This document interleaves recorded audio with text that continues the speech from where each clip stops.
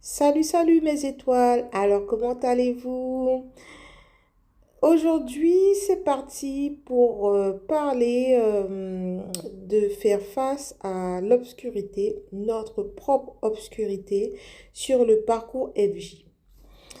J'étais en train de méditer. Souvent, on médite sur notre parcours puisque de toutes les façons, c'est ce qu'on doit faire pour pouvoir faire le travail.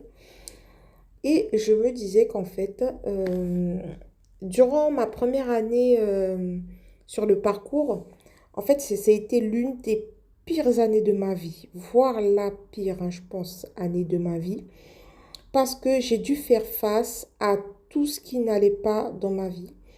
J'ai dû vivre aussi ce que j'appelle la pire des relations avec mon honneur, en même temps le plus bel amour, donc c'est paradoxal.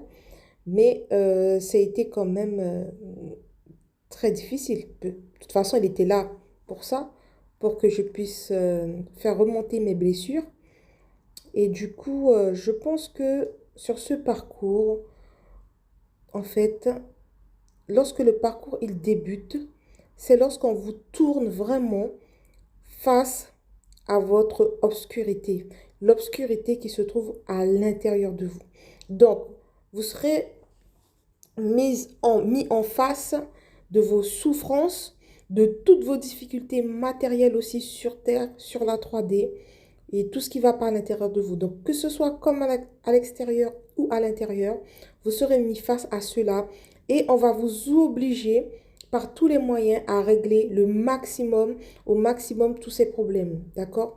Après, c'est vrai que c'est difficile, mais par la suite, ça sera pour améliorer notre vie, d'accord? Il faut qu'on fasse face à l'obscurité pour pouvoir régler les choses qui ne vont pas. La majorité des êtres humains ne sont pas authentiques, manquent d'authenticité. Ce n'est pas un jugement, c'est un fait, d'accord? La majorité des êtres humains sont comme ça.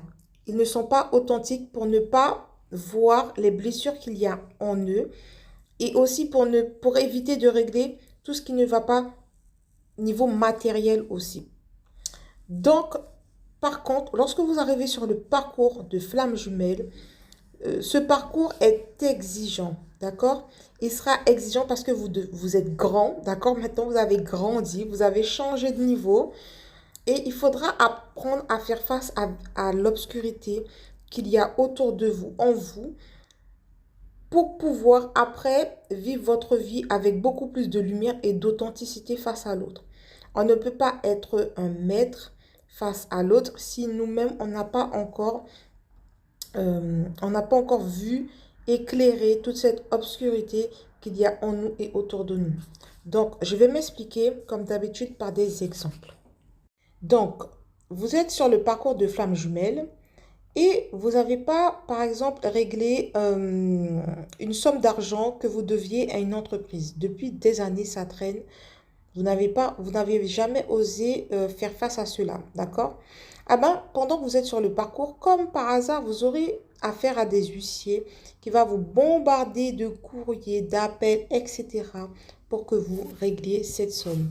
Ça, c'est très spécial sur le parcours. C'est un exemple des choses comme ça qui va vous arriver pour absolument régler tout ce que l'on a à régler.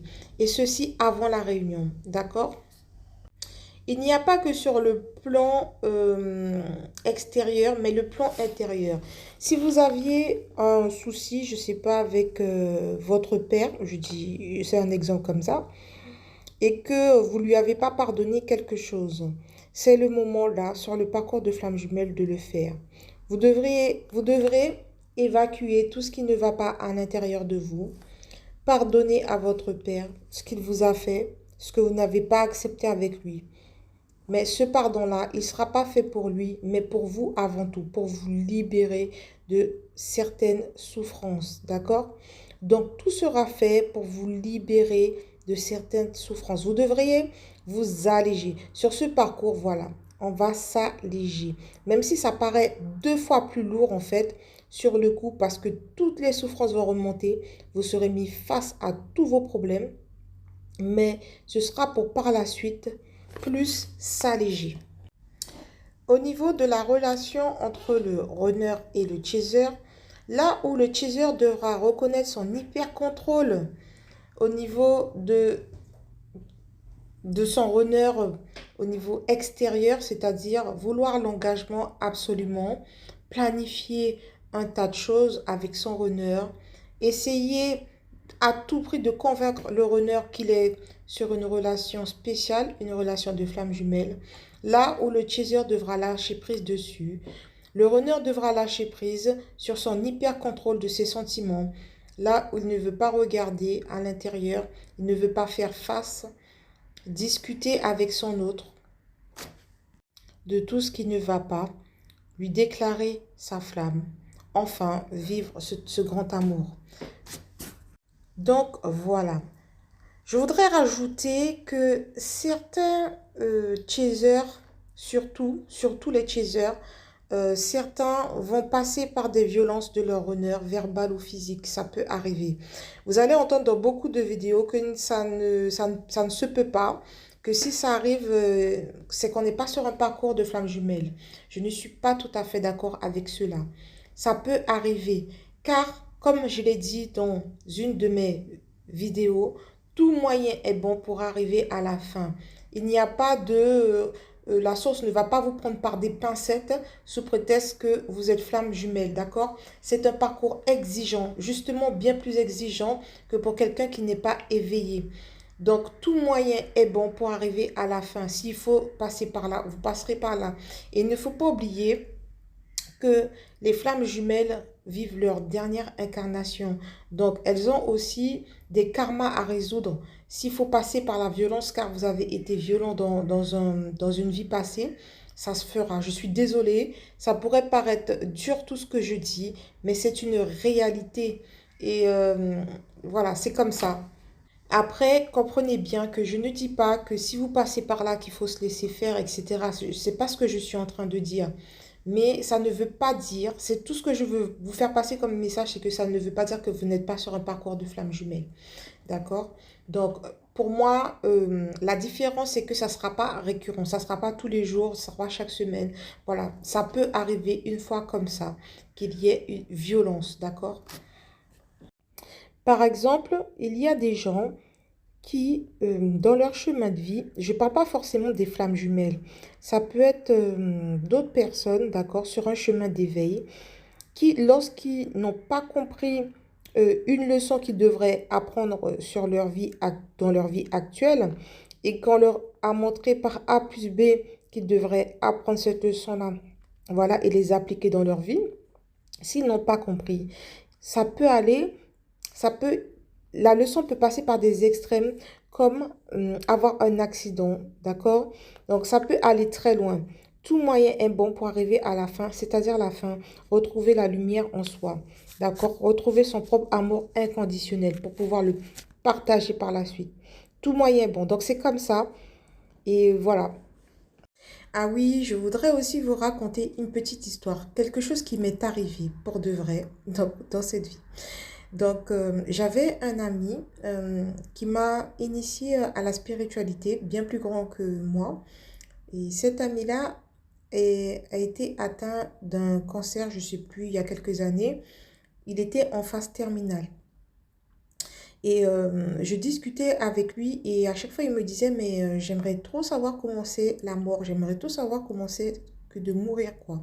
Ça, c'est quelque chose qui m'intrigue et tout. Il me disait ça tout le temps. Et moi, je lui ai dit par télépathie, je ne lui ai pas dit directement parce que bon, avec la maladie et tout, c'était un peu déplacé. Mais par télépathie, je lui ai dit, je lui ai demandé, le jour où tu vas mourir, si tu meurs avant moi, est-ce que tu pourras venir dans mon rêve me dire comment c'est la mort? Comme ça, on aura la réponse tous les deux. Et effectivement, il est décédé quelques jours plus tard. Il est venu me voir dans mon rêve quelques semaines après sa mort. Il m'a dit, la mort, c'est un peu chiant, c'est vrai, il y a beaucoup d'étapes à passer, mais il m'a dit, mais quelle liberté, quelle liberté. Et ça va vraiment résonner dans mon rêve comme si qu'il voulait que vraiment je me souvienne de ce mot, quelle liberté. Il s'est senti libre. Donc voilà, cette petite histoire, je voulais la raconter.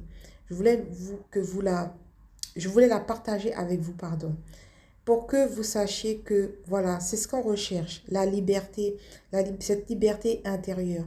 Lui, il a dû attendre de mourir pour pouvoir l'avoir, cette liberté. Mais justement, nous, sur ce parcours de flamme jumelle, on nous donne la chance de pouvoir avoir cette liberté intérieure avant même notre mort. Vous voyez comme c'est beau. Si on pouvait dire comme ça, comme lui, il m'a dit en rêve, mais quelle liberté. Si on pouvait lui dire avant de mourir, mais quel merveilleux cadeau. Cette liberté, ça aurait été trop bien, vous imaginez? Une fois cette liberté retrouvée, nous pourrons enfin accueillir cette paix et cet amour inconditionnel pour nous-mêmes et puis après, par la suite, la partager avec les autres. Il y a un grand maître qui a dit un jour, faites de façon à rester vivant même après votre mort. N'est-ce pas beau tout ça? Franchement, c'est magnifique. C'est-à-dire que même après votre mort, faites de façon à ce que l'on parle de vous en bien. Faites de façon à rester dans les souvenirs. Vous voyez, c'est magnifique. Donc voilà, je vous fais des gros bisous et à bientôt mes étoiles.